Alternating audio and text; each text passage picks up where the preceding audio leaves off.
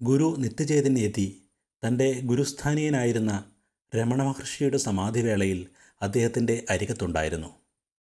പലതവണ രമണാശ്രമത്തിൽ പോകുകയും മഹർഷിയുടെ വാത്സല്യം ആഴത്തിൽ അറിയുകയും ചെയ്ത ഗുരുനിത്യ തൻ്റെ ആത്മകഥയിൽ രമണ മഹർഷിയുമായുള്ള സമാഗമത്തിൻ്റെ കഥകൾ വളരെ രസകരമായി വർണ്ണിക്കുന്നുണ്ട്.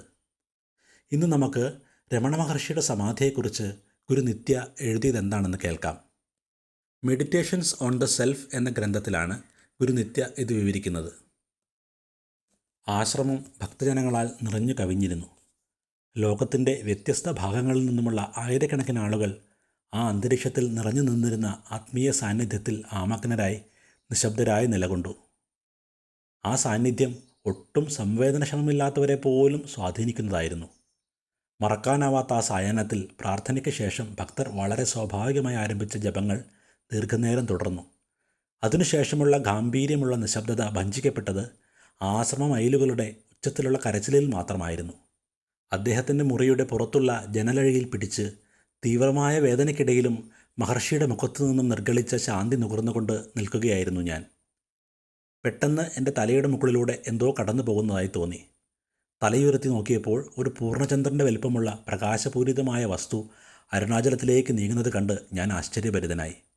അതൊരു വാൽനക്ഷത്രമാണോ?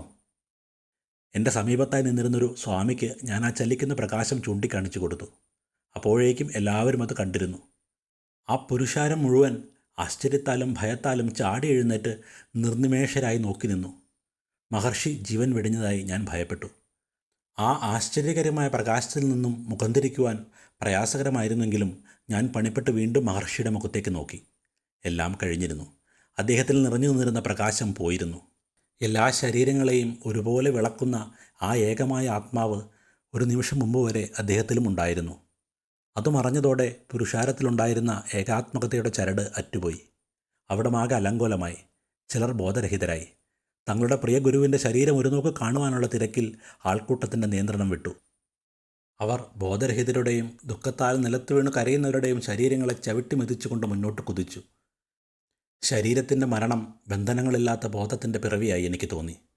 ആ നിമിഷം വരെ മഹർഷി അദ്ദേഹത്തിൻ്റെ ശരീരത്തിൽ മാത്രമായിരുന്നു. അദ്ദേഹം അവസാന ശ്വാസമെടുത്തപ്പോൾ അദ്ദേഹത്തെ സ്നേഹിച്ചിരുന്ന എല്ലാവരുടെയും ഹൃദയത്തിലേക്ക് അദ്ദേഹം പ്രവേശിക്കുന്നത് പോലെയായിരുന്നു അത്.